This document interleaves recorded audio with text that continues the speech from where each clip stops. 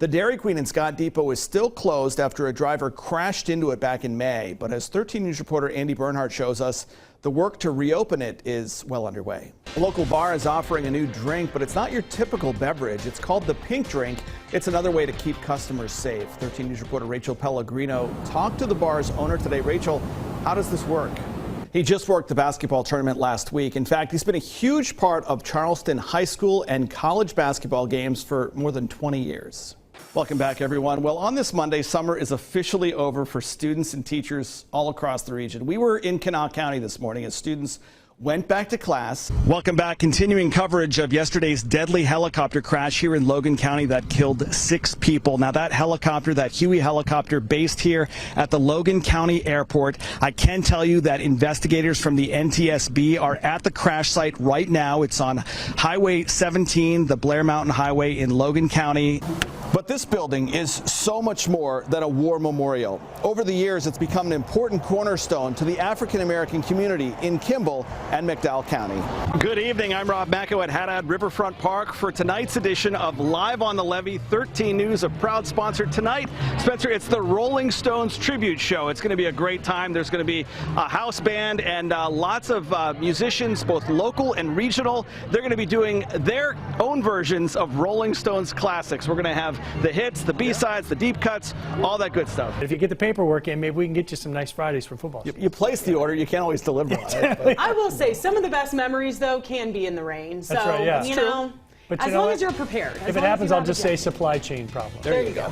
Thanks so much for watching 13 News at 6. The CBS Evening News is coming up next. It was a crash that had everyone talking in Putnam County and beyond. Good evening. Thanks for joining us. I'm Rob Macko. Amanda and Marilee have the night off.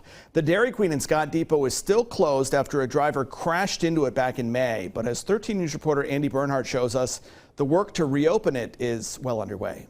Meanwhile, the suspect in that crash, Casey Oxley, remains in jail awaiting trial. A Barbersville man accused of taking hundreds of child porn images of a foreign exchange student. Darrell Wells was arrested yesterday. West Virginia State Police say in April, a 17-year-old girl says she found a hidden camera in the bathroom of her host family. Troopers seized several cameras and storage devices. Wells is charged with having more than 600 child porn images and 10 counts of invasion of privacy. He's in the Western Regional Jail on a $125,000 cash bond. Today marks 2 weeks since the devastating floods hit parts of eastern Kentucky. Many people are still cleaning up or picking up the pieces for what they'll do next. Governor Andy Beshear says eastern Kentucky is under another flood watch, which runs through 8 tomorrow night. He told Kentuckians to be careful over the next few days. Senate Minority Leader Mitch McConnell is the latest leader to visit the hard-hit areas in eastern Kentucky impacted by those floods. Bodie Brooks is in Knott County with more on the senator's visit. McConnell will continue touring the damage in Breathitt and Letcher counties. Well, the Floyd County Transportation Department says they will be checking school bus routes next Monday and Tuesday to determine if any routes have to be cut. The County Highway Department is working on roads there right now. They say the roads with the most concern are left Beaver Creek and right Beaver Creek. If those routes are cut, it will affect students at South Floyd Elementary, Duff Allen Elementary, May Valley Elementary, and Floyd Central High School. All right, Spencer, thanks. Hey, check out the smoke over Kanawha City this morning. No one was hurt in this fire, but it did shut down part of McCorkle Avenue. This was around 9:45 this morning. It shut down the road from 55th to 57th Streets. Dispatchers say the fire was in an abandoned store and say it'll have to be torn down probably.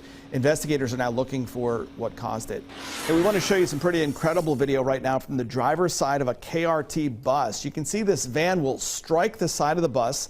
This happened at around 6:30 this morning over at the I-64-77 split in Charleston. And we're going to show you what the bus looks like right now. Check that out. KRT Executive Director Sean Hill says there weren't any passengers on the bus and no other vehicles were involved. Now, the bus driver and the van driver were taken to the hospital, but they weren't seriously hurt. Hill says that even though the bus was destroyed, no routes were affected by this. We have all heard that phrase, don't let the bed bugs bite, but what happens when that becomes your reality? Well, for some Charleston Kanawha housing residents, the bed bugs are real. They say it's not the first time they've had problems like this. Residents from Carroll Terrace say that several apartments have already been sprayed for bed bugs, but the problem still hasn't gone away. And now they're asking management to find a more permanent solution before the problem gets worse. 13 News also talked with the Housing Authority's Chief Operations Officer today. He says they take cases of bed bugs very seriously. And as far as a solution, he says there's already a plan in place for when residents report a problem with bed bugs. He says if people have a problem, they should contact management directly. From there, residents will have to remove all of their belongings from the unit so that it can be inspected and treated. Well, the backpacks are bought, classrooms are set up, but one thing is missing from many West Virginia schools this year. 13 News reporter Sophia Pisano tells us about the state's teacher shortage, which is only getting worse. For years, advocates have argued that Medicare should be able to negotiate with drug companies to get lower drug prices. Well, the VA is already allowed to do that for veterans. Under the Inflation Reduction Act of 2022 that was just passed by the U.S. Senate, Medicare would be given permission to negotiate. Out-of-pocket drug costs for seniors would be capped at $2,000 a year, and insulin for people on Medicare would be capped at $35 a month. There are other savings, too. The prescription drug legislation, it's not a done deal yet. While it passed the Senate, it still faces a close vote in the U.S. House, but that could come on Friday. If the House and Senate agree, President Biden promises to sign the bill. Former President Trump's Mar-a-Lago estate was raided by the FBI. The FBI says it was looking for classified records, but Republican lawmakers think there's more behind it. That's coming up next on 13 News. Former President Trump's Mar-a-Lago estate was searched by the FBI yesterday. Trump called it an unannounced raid. Now, the FBI's search and investigation, it's related to the potential mishandling of classified documents. Washington correspondent Alexandra Limon has the latest, including reaction from Capitol Hill. TSA officers at Yeager Airport found a loaded handgun yesterday in a Mingo County man's carry-on bag. They found the gun in the checkpoint X-ray machine. Officials say the gun was loaded with 5 bullets, and an additional magazine with 5 more bullets was also in the bag. Police were called and they took the gun. The man was cited on a weapons charge. Officials say it's the second gun confiscated at Yeager Airport this year. After 2 years of being virtual, the YWCA's Girls Night Out fundraiser returns in person once again. The theme this year is Everything That Sparkles. The annual event helps to raise money for the Resolve Family Abuse Program. It helps people like Ivy Evans. Now, she was pregnant and in an abusive relationship with the father of her unborn baby. After a fight with her abuser, she ended up in the emergency room with a concussion. A nurse and a social worker told her about the Resolve Family Abuse Program. She was able to go directly to the Hope House, which is a shelter operated by the YWCA, and they were able to help her reconnect with her family and do things like get an ID and a marriage certificate, things that were vital as she worked to get back on her feet. And from the Hope House, she moved into the YWCA's Alicia McCormick Transitional Homes, where she could live on her own with her kids while still receiving support. Girls Night Out is coming up this Saturday. It's at the Charleston Coliseum and Convention Center. Now, we've got a link to more information about how you can buy a ticket or make a donation. Just go to our website at WOWKTV.com. As we all know, back to school is just around the corner. We want to make sure students in our region have what they need to succeed this year. That's why we here at 13 News are on a mission to fill the bus. We'll be collecting everything from backpacks and pencils and paper and other things at several drop-off locations throughout the region with your help. And we've got a full list of those locations at WOWKTV.com. Kanawha County leaders breaking ground today on new pickleball courts at the Shawnee Sports Complex. 8 regulation-sized courts will be built. The County Commission is using $386,000 in American Rescue Plan money to pay for them. Shawnee plans to host regional tournaments that'll bring in hundreds of athletes. And the players say the rules for pickleball are pretty simple, so they say it's a great sport for anyone to take up. Don't know if you want to be playing pickleball tomorrow at all. Yeah, probably not, unless you can play it. Don't know if that's in the rules because I don't play, but probably don't think you can hold an umbrella and swing the paddle at the same time. Things will shut down by midnight. We'll pick it back up again after about 11 in the morning tomorrow. All right, Spencer, thanks. Thanks so much for watching 13 News at 7. Our next news is coming up tonight at 11 o'clock. Have a good evening.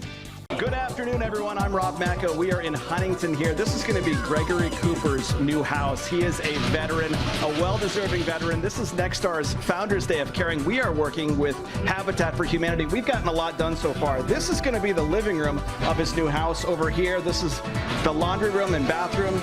Over here, we're going to show you the dining room, the kitchen.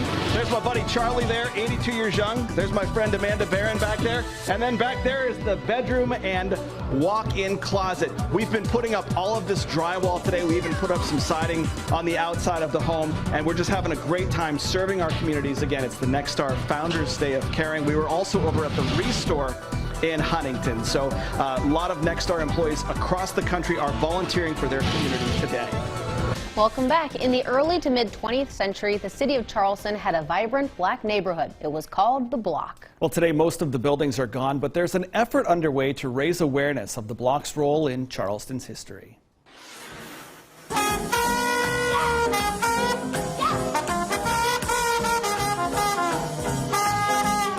Few today could tell you anything about Garnet High School, an all-black school in Charleston. But Don Epps can. Yeah, there's lockers all around here. He walked these hallways until graduation in 1955. Epps says he and his peers faced a lot of adversity being black in segregated Charleston. I think because of the adversity that it made the school more tight-knit and it made it stronger. Epps lived in St. Albans, 13 miles from the school, and traveled each day by bus. He says the bus picked up the black children around 6 a.m. before the white students, then took the black students home around 4:30 p.m. after the white kids had been taken home from their all-white schools. Get up early, stay late. Yeah, that was the pattern. Garnet High was in the Block, a dynamic part of Charleston's black community in the early to mid-1900s. It was busy. It was bustling. There were people on the streets all the time. The block ran from Washington Street East to Smith Street and Capitol Street to Broad Street, which is now Leon Sullivan Way. Blacks weren't allowed to go to white restaurants, stores, or hotels in the city, so they opened businesses for themselves. Epps played basketball and baseball for Garnet High and spent a lot of time in the Block, where he says he always felt welcome. I knew that I could go in the restaurant, I could sit down, I could go in the movie, I could do this or that. It was a very vibrant cultural center for African Americans. Dr. Billy Joe Payton is a history professor at West Virginia State University. He says the Block's pride and joy was the upscale Ferguson Hotel. The Ferguson Hotel had a lot of nice amenities. Also had a barbershop, a theater, a number of stores. Louis Armstrong was among those to perform in the Block's various clubs. And the names I've heard include Count Basie, Duke Ellington, Joe Louis, the boxer, Ella Fitzgerald. Can I run to? With all of those great performers coming through town, white people would go to clubs in the Block too, even if it was discouraged. White folks knew that the Block was a place where you could have a lot of fun and listen to the best music that you could find anywhere. Garnet closed in 1956 and became John Adams Middle School.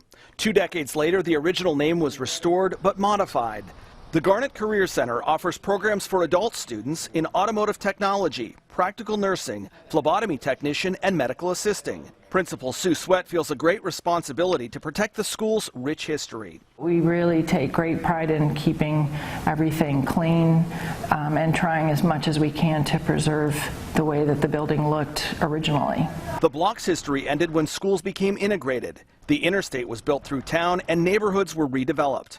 Black residents were forced from their homes. They moved to other parts of the city. Some just left town entirely. A lot of the residents, African American residents, I think were promised a lot of things that did not come to pass. The Ferguson Hotel caught fire in the 1960s and was eventually torn down. These two hotels are located where the Ferguson once stood. Only a few of the original buildings in the Block are left, and they're on the National Register of Historic Places. But there are efforts underway to let people know about the Block, which was made a citywide historic district in 2011. I think it's great to preserve at least the memory of the Block. A sense of pride is to have your legacy to be known by somebody. And Epps doesn't want people to forget what was once here. They don't even know that there was a high school. They don't even know that there was a black high school, that there was a Garnet High School with a legacy and with renowned people who went to the school. Don Epps says some of the Garnet graduates include journalist Tony Brown, heart surgeon John Norman, and civil rights leader Leon Sullivan. The Block was part of the larger Triangle District. That's another important part of Charleston's black community at the time. Talk about hidden history. I know, it was really fun researching that and going through all the old footage and talking to Mr. Epps and everyone else. It was just a lot of fun to put together.